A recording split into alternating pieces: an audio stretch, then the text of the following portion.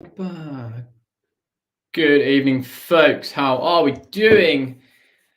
We are here for the very first Q&A, hybrid Q&A. Looking forward to doing these every week. I put out a post on Instagram, Facebook, and I've had a few conversations this week where some questions have come up that I thought would be useful to share. All I'm going to do is spend some time chatting through some topics. So this is going to be well random. I'm going to go all over the place with these questions. If you've got any whilst we're live, chuck them in the comments section and I'll get to those once I've gone through all of these. As some of you that know me well know me, I can ramble on about this stuff all day. So I've stuck a timer in the corner. We're going to go for 10 minutes. No more, no less than 10 minutes. And when that timer is up, we'll call it a day. Any questions I don't get to, if they were ones that you needed answers to, I will obviously send them over to you directly. However, if not, I'll save them for next week. So we're just going to dive right in. Timer's on. There we go, 10 minutes on the clock. The first question that came in was about running, which is very convenient. I'll come back to that in a second. The question is, I've just ran my first 10K in 9 months. How long do you think I need to get up to a half marathon? Good question. You have been running for a while already, I assume, because you said first 10K in 9 months. I'm guessing you've got a bit of a running background. The gap between 10K and half marathon is obviously double, right? 10K is 6 miles, half marathon's 13, so a little bit over double. That gap though is much smaller if you run a lot already. In that it's just a game of time on your feet. So if your goal is just to finish a half marathon, we can take anyone, I promise, from very little running experience through to just getting around a half marathon in probably 8 weeks. 8 to 12 weeks, I am very confident I will go with you. We would be able to walk and jog around 13 miles. Assuming you've got no injuries and whatnot. If you are already running 6 miles, comfortably running 6 miles, if your goal is again just to finish a half marathon, then again, I would say pretty close to 6 to 8 weeks to get round. Obviously, if you've got targets in mind, that may change things. But yeah, 6 to 8 weeks of structured training, 2 to 3 runs a week would be more than enough. Next question. I've seen you wearing the Vivo barefoot shoes in the gym. What do you think of them? I reckon I get this question every week. If I'm not a Vivo ambassador by the end of the year, I'm going to be devastated. I bloody love them. Absolutely love them. The reason I love them is because they make my feet ache, which tells me that they're doing something. There's wild claims about barefoot shoes and how they strengthen your feet, help with mobility, all that sort of stuff. I've been wearing them now probably, well, I was going to say for this year, for last year.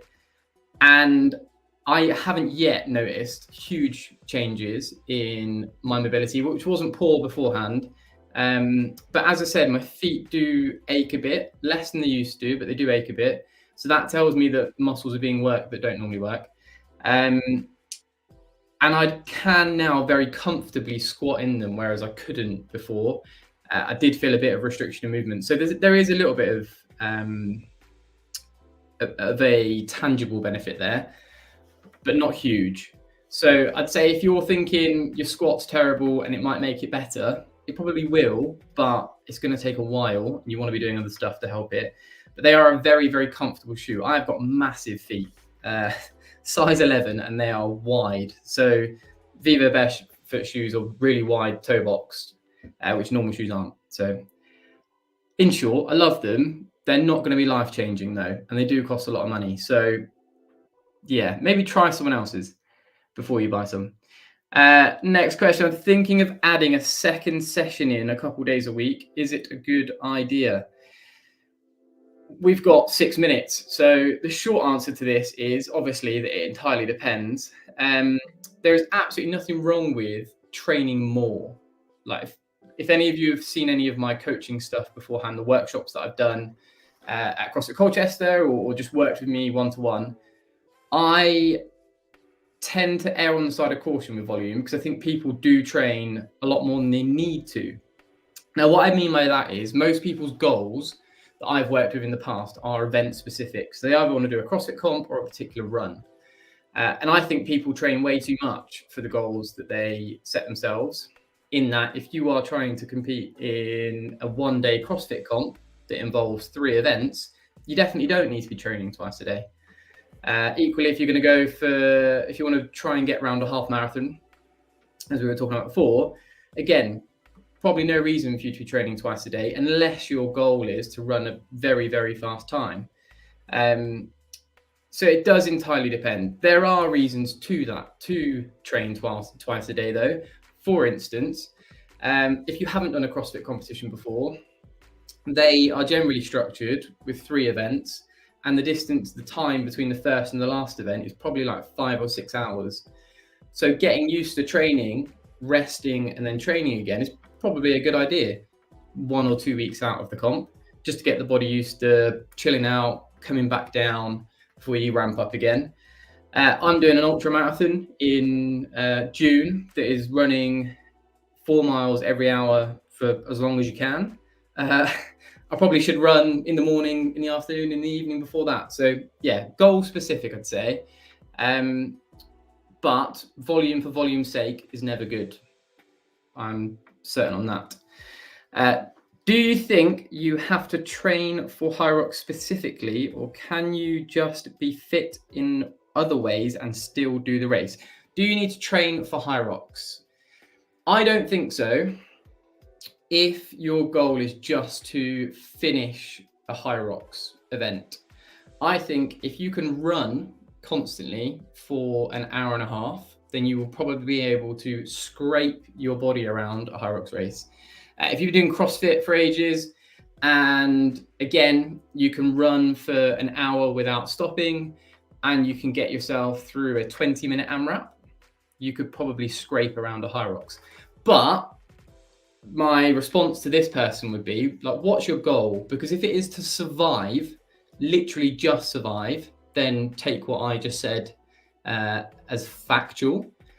But I'm going to assume you want to enjoy the day, be able to keep your head up, look around, take in the atmosphere, and not just scrape around. So in that case, yes, I think it would be really useful to get used to the demands of the event. So do a bit of running into rowing, into ski erg, do a load of wall balls at the end of a workout, like some specificity stuff.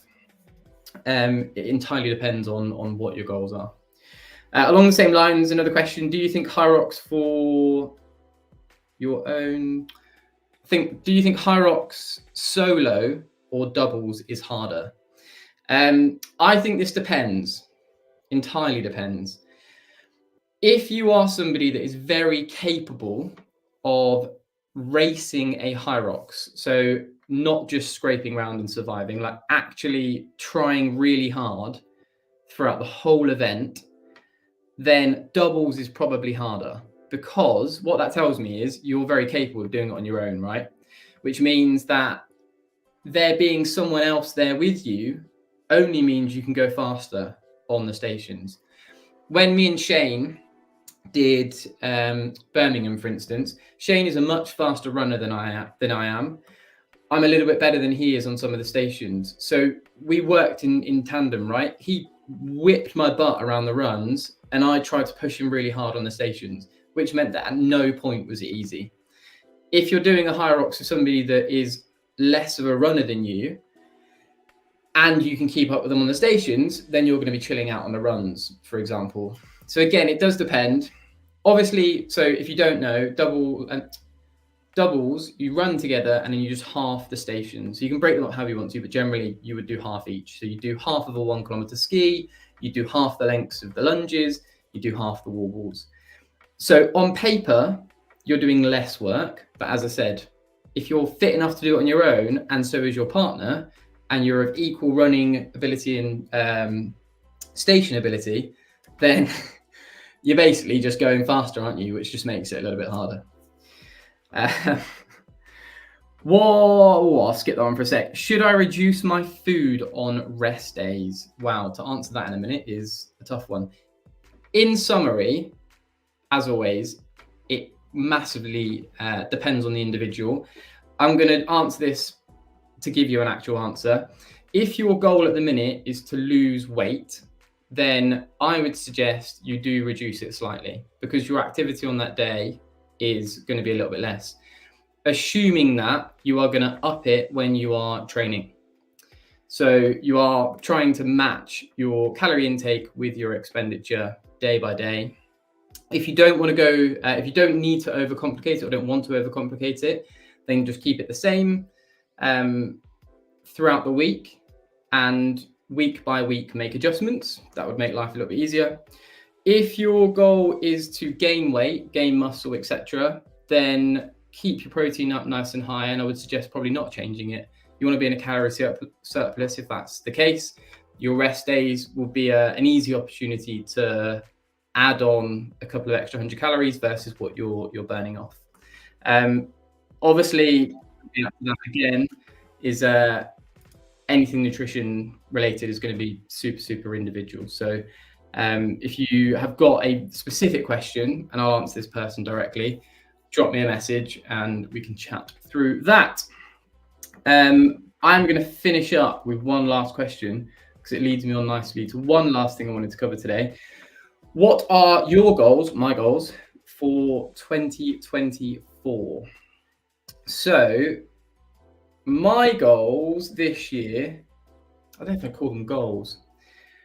I've got a couple of events this year that I am prioritizing. And what I mean by that is I am going to have non-negotiable training that I will get done in the week, that will be tailored towards these goals. The first one, the most important one for me, is Ironman Frankfurt, which is in August. So obviously, being an Ironman, it is a hell of a lot of training. And I have got myself a little training plan. I'm going to stick to that training plan regardless.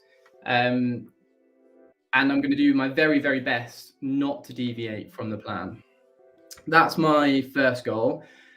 Me and Shane qualified for HYROX World Champs. So that is 6 weeks before Ironman Frankfurt. Me and Shane are going to put in a big block of training specifically for HYROX, probably starting in April, I reckon. So 3 months worth of very specific doubles training. And again, that will kind of be like non-negotiable. My goal for this year is to do just that, to prioritize the training more than I have done in the past. And for me, that just means setting myself a training plan and sticking to it. Over last year, I didn't do that intentionally. Like, I didn't want the stress of sticking to a training plan. I just wanted to train when I felt like it, be as fit as I could be, but within the context of that. So if I got offered to go for a drink or something in the evening, I would just go for a drink. If me and Fee had stuff we wanted to do at the weekend, I just wouldn't go for a long run, or I wouldn't do the bike ride. Or over the summer when it was bloody glorious and I just wanted to sit down outside in the garden and have a beer, I just would. Whereas, as I said, the goal is write myself a training plan and stick to it. The first check mark for me for that is going to be at the start of June, where me and a long-time client, Sam Bowden, are going to be doing the Backyard Ultramarathon. That is 4 miles every hour on the hour for as long as you can.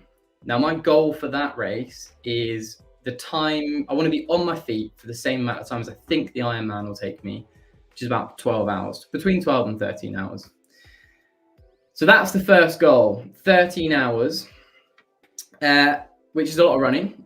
And if you aren't aware of what we're doing on the Hybrid Athlete program at the moment, we're actually kicking off a half marathon training program on Monday.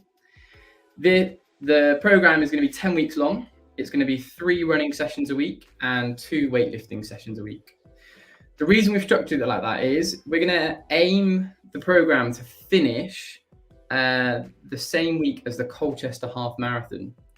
So if you are local and you're keen for a bit of structured running training, potentially doing your first half Ironman or trying to PB a half Ironman or step up from a 10K to a half like that person was talking about earlier, this would be a wicked time for you to get involved in the Hybrid Athlete Club. Because it's local, the plan is we'll get everyone a Hybrid Athlete Club vest to wear on the day. And in the build up in February, we'll do a couple of long runs together in little pacing groups as well. So my first goal of the year is to have a team of people at the Colchester Half Marathon running that. So I'm going to end this by saying, keep an eye on our Instagram page over the weekend because there'll be a few more details about that. And if you have got any running related goals, then we will be in touch very, very soon, hopefully, and get you on a training program. That was 15 minutes, not 10, like I said it would. So I will see you next week for the next Q&A. Any questions or follow-ups on what I said, drop them in the comments on here or drop us a message on Instagram. And Fee has already written in the comments that if you've got any nutrition-related questions, she is the nutrition guru for the Hybrid Athlete Club. So drop Fee a message as well. See you out there, team. Have a good week.